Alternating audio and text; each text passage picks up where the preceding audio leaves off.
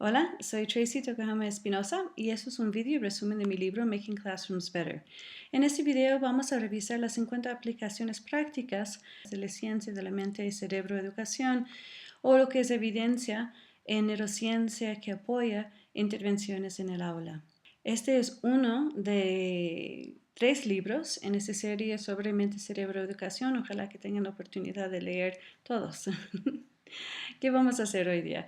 Hoy día vamos a revisar los cambios en el proceso de enseñanza-aprendizaje basado en lo que ha pasado en los últimos años en tecnología y nuevos conocimientos de neurociencia.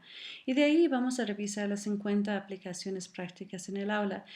Y vamos a pedirles que todos, por favor, anoten cuál de los 50 necesita más detalle e información. Obviamente en un video estamos realmente haciendo una breve resumen de los puntos, pero queremos profundizar con ustedes al momento que yo vengo a visitarles en sus escuelas.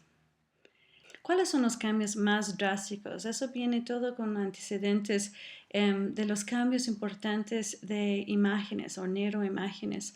Cambios en la tecnología, comenzando en los años 90, realmente han impactado bastante lo que sabemos sobre el cerebro y realmente hemos movido de ideas de cerebro derecho, izquierdo o un cerebro que está organizado y lógico en unos que es medio loco y creativo o a mitos sobre cerebros de hombres versus mujeres o cerebro rosado o cerebro azul o tener 3 cerebros en vez de una sola cerebro, o tener todos los conocimientos del cerebro muy aislado en ciertas partes específicas del cerebro, o solo utilizar 10% del cerebro, o como los adolescentes son medio locos porque no están formados los cerebros. Básicamente, los neuroimágenes hoy en día ha despejado todos esos mitos y ya tenemos mucha mejor información sobre cuál podemos planificar. Entonces, nos vamos desde lo que eran autopsias para ver el cerebro entero, hacia imágenes que involucraron más el flujo de sangre, por ejemplo. Y mezclamos eso con imágenes tridimensionales, entonces se puede juntar diferentes tipos de imágenes, por ejemplo, fMRIs mezclado con otras imágenes para poder ver ya ahora una visión tridimensional del cerebro. Pero no solo esto, o sea, recién en los últimos 15 y 18 años ha cambiado drásticamente lo que sabemos sobre el cerebro. La tecnología ha prestado para poder no solo tener modelos sencillos de cómo funciona el cerebro, cómo funcionan sinapsis, por ejemplo, a réplicas, a conexiones involucradas en distintos momentos cuando una persona lee, por ejemplo, qué está pasando en el cerebro. Y ahora tenemos fascinante realmente algunas de imágenes que nos permite ver las conexiones reales basado en esas nuevas tecnologías que permiten mostrar las redes muy íntricas que existen en el cerebro y muy numerosos también. Entonces existe ahora no solo modelos de lo que se puede hacer, ni conexiones ni réplicas, pero ahora se puede ver exactamente qué tipo de conexiones o dónde está reforzado distintos conocimientos en el cerebro. Y eso nos hace caer en cuenta la complejidad del cerebro. No es nada tan sencillo que estimulamos con X metodología y el chico va a leer. No, entendemos ahora la complejidad de todas esas acciones de matemáticas, de lectura en el cerebro, y hay que apreciar que eso realmente nos exige tener mejores metodologías en el aula y distintos tipos de intervenciones para poder aprovechar y reforzar las redes neuronales necesarias para el aprendizaje. Ahora también tenemos mejor entendimiento sobre realmente lo que influye el aprendizaje en el aula. ¿Por qué? Porque tenemos mucho más estudios longitudinales, por ejemplo, de estudiar el cerebro de las personas antes, durante y después de la adolescencia. También tenemos estudios internacionales comparativos, entonces podemos empezar a separar lo que serían cosas universales de todos los cerebros versus las cosas que tienen una alta influencia por la cultura. Y también tenemos unas escalas comparativas metodológicas, entonces estudios que fueran hechos, por ejemplo, basado en cierto tipo de test, se pueden ser comparados con otros tipos de estudios que utilizaron otro tipo de test, porque estamos ya encontrando maneras de unir escalas para poder hacerles comparativos. Justamente en esa área, una persona de mucha expertise en esa área es John Hattie, y decidimos utilizar su trabajo como un punto de comienzo. ¿Por qué? Porque es el más completo de todos los estudios que se puede encontrar hasta la fecha. Él hizo una metaanálisis de 900 metaanálisis que incluyó más de 50,000 estudiantes y más de 2,4 millones de estudiantes alrededor del mundo. Entonces, cuando él llegó a ciertas conclusiones sobre X, Y o Z influye en el rendimiento escolar, realmente lleva bastante peso porque está comparando muchísimos estudios en este área. ¿Y qué es lo que él encontró?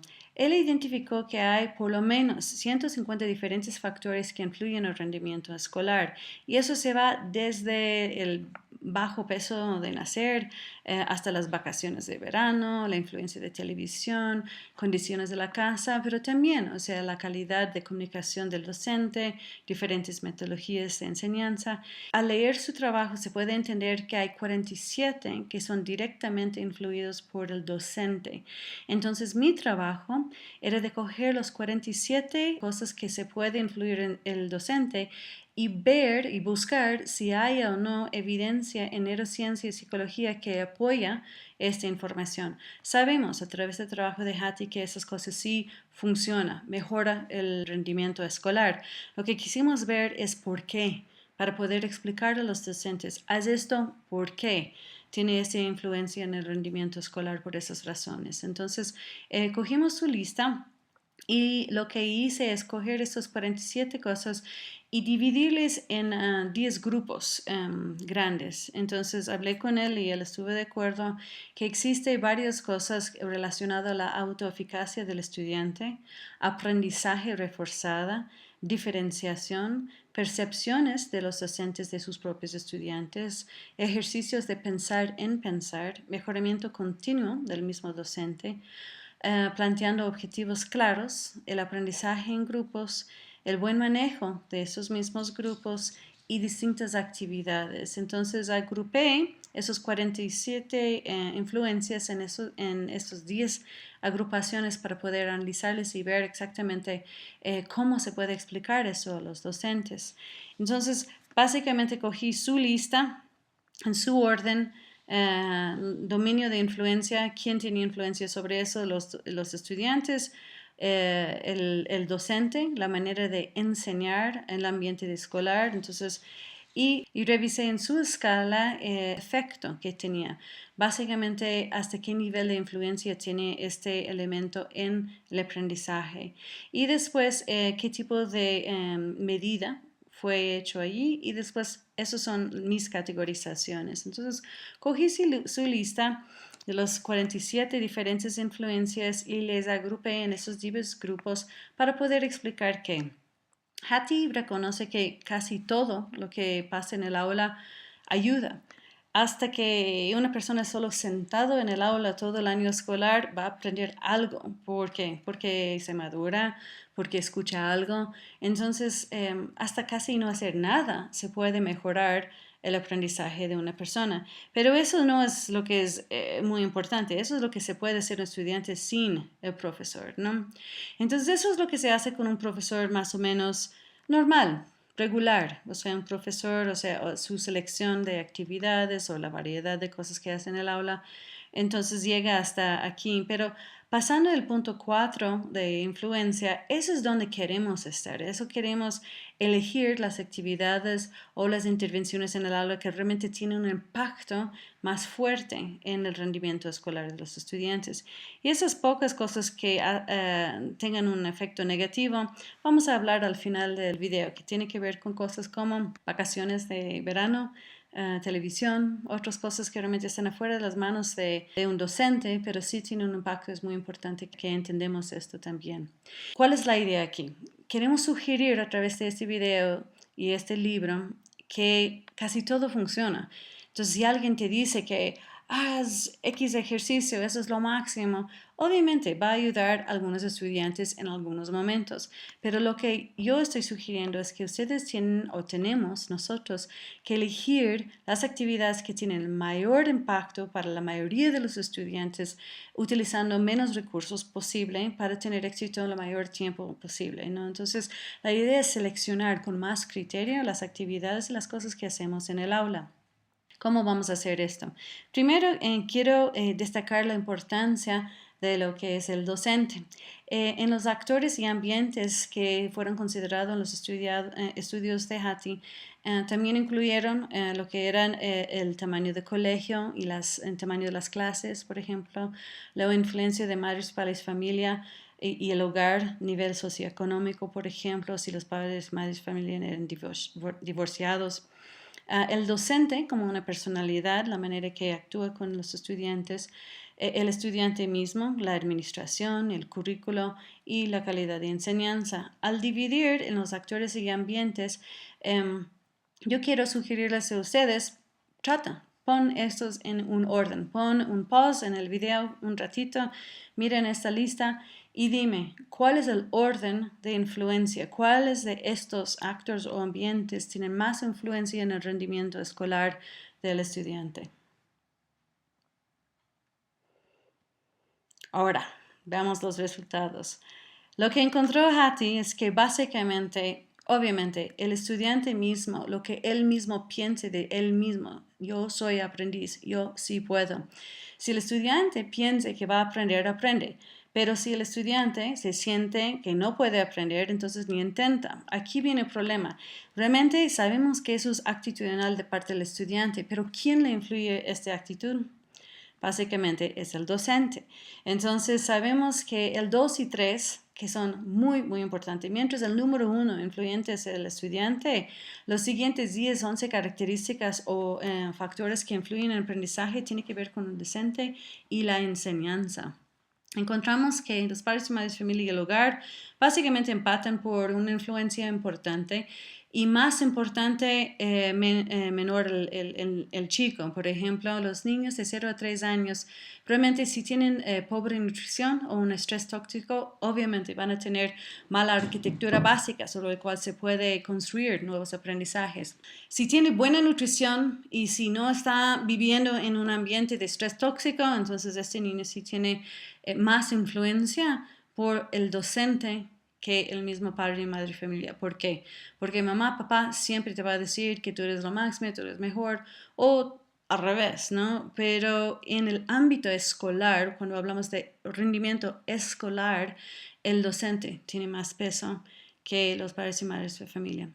Después de colegio y tamaño de colegio, son de menos importancia. El currículo, realmente si tienes el bachillerato internacional o tienes un currículo nacional, no es tan importante. ¿Por qué? Porque básicamente es cómo se enseña a una persona a pensar, no qué enseñas a enseñar. Y finalmente, qué pena, pero la administración tiene poca influencia. La única cosa que realmente hace la administración es hacer se encontraron cuando los administrativos o los principals o heads of schools, cuando ellos estuvieron abiertos a iniciativas de sus propios docentes, se encontraron que los mismos docentes son más libres con sus estudiantes, o sea, aceptan lo que son ideas, pensando un poquito fuera de la caja, entonces son diferentes. Entonces, la administración sí tiene una influencia, pero tiene más que ver con el ambiente, o sea, la influencia en el ambiente de aprendizaje que en el rendimiento en sí. ¿Ok? Entonces, esto realmente exige un cambio, o sea, para nosotros en la educación. Rip Van Winkle, por los de ustedes que conocen este cuento, es un señor que se va por un caminate después del almuerzo y se duerme, pero se duerme por 100 años. Entonces, ¿qué pasa? Cuando se despierta, encuentra que el transporte ha cambiado totalmente. También el sistema bancario es totalmente distinto, ¿no? Se paga todo en línea.